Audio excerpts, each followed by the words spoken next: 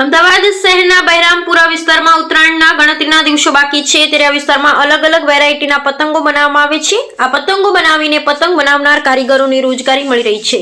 આ વિસ્તારમાં બારે માસ પતંગ બનાવાય છે તેવી માહિતી મળી રહી છે। આપ નિહાળી રહ્યા છો ક્રાઇમ પેટ્રોલિંગ ન્યૂઝ। તેને યુટ્યુબ ઉપર લાઇક કરો, શેર કરો અને સબસ્ક્રાઇબ કરો જેથી કરી આપણી પાસે અવનવી માહિતી પહોંચી શકે। આજે અમદાવાદ શહેરની અંદર બહેરામપુરા નામનો વિસ્તાર આવેલો છે। હવે ઉત્તરાયણના ગણતરીના દિવસો બાકી રહ્યા છે ત્યારે અહીં પતંગ બનાવવાનું કામ ચાલે છે। मेरा नाम मोहम्मद यासीन शेख है। मैं बचपन से ही पतंग लाइन में हूँ और सामने देखो, पतंग लाइन में मैं पतंग लगाता हूँ। का ऐसा नहीं कि मैं 1-2 महीने लगाता हूँ, सलंग मैं पतंग लगा रही हूँ। अब छोड़ो क्या?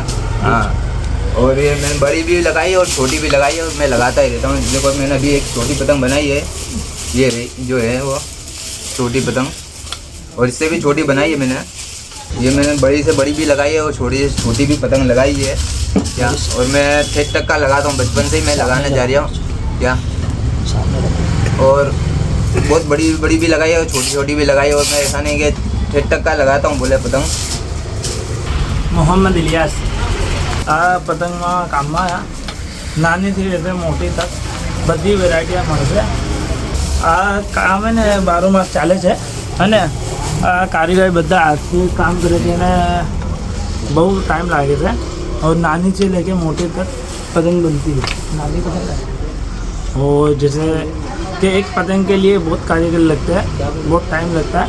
उसमें सब वेराइटियाँ जैसे आप देख रहे हो क्या, सब वेराइटी अलग अलग जात की मिलती है। और उद्यान के लिए बहुत यानी तपातपी का माहौल है, बहुत यानी तड़फड़ का माहौल है। भागम दौड़ी ज़्यादा चल रही है और उसमें न ज़्यादा से ज़्यादा यानी बस पतंग के ऊपर फोकस हो जाए, फिनिशिंग और वेराइटियाँ क्वालिटी उसके ऊपर फोकस हो जाए। કઈ રીતની વેરાયટી હોય છે આ પતંગમાં? બહુ રીતની વેરાયટીઓ હોય છે।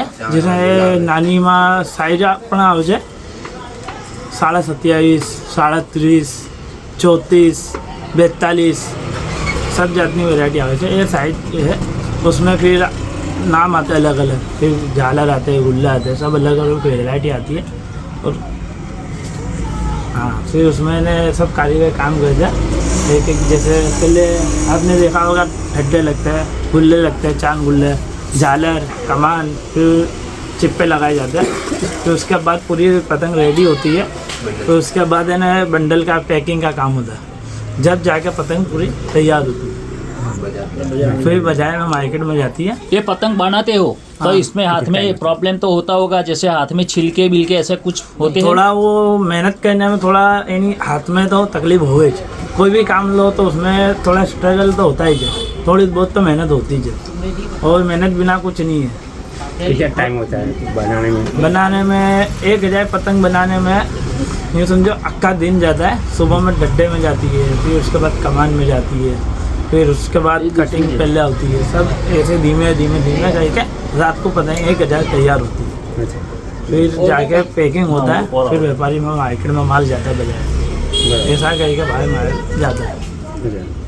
उत्तरायण के बाद ये पतंग का बिजनेस फिर से आप चालू कर देते हो? हाँ, यानी समझो समथिंग 15-20 दिन दाड़ा पची फिर वापस मैन्युफैक्चरिंग चालू हो जाता है।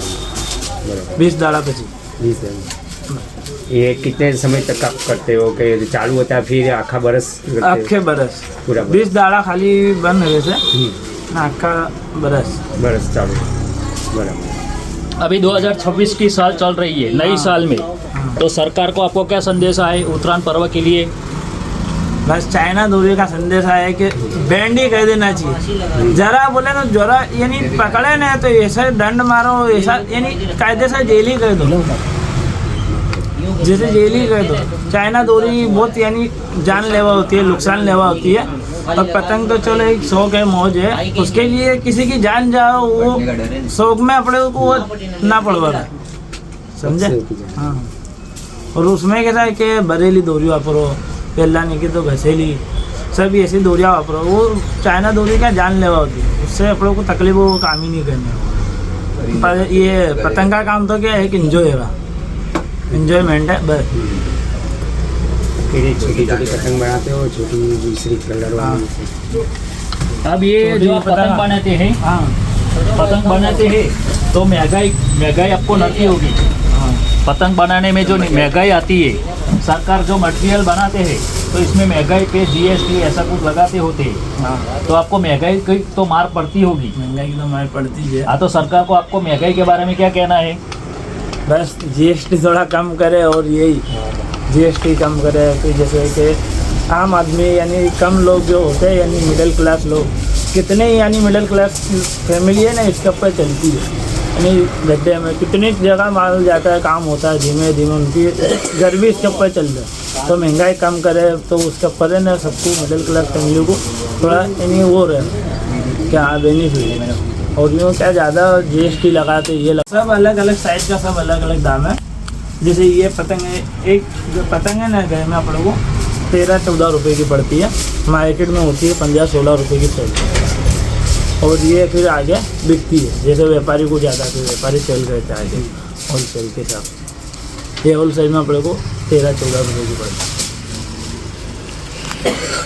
ગુજરાત में जो ગુજરાત રાજ્ય છે ત્યાં ઉત્તરાયણ વર્ષમાં 2 વખત થાય છે. એક 14મી જાન્યુઆરીએ ઉત્તરાયણ થાય છે અને બીજું કે જ્યારે નવરાત્રિ હોય, નવરાત્રિની દશેરા હોય, દશેરાની અંદર સિદ્ધપુરની અંદર એક એવું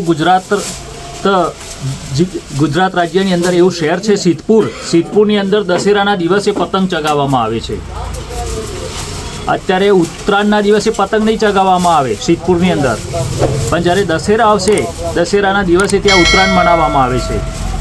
અને અત્યારે જે 14મી જાન્યુઆરીનો જે ઉત્તરાયણનો માહોલ એ બરાબર જામ્યો છે. બહેરામપુરાની અંદર જઈ પતંગો બનાવવામાં આવી રહી છે. હાલ તમે જોઈ શકો છો.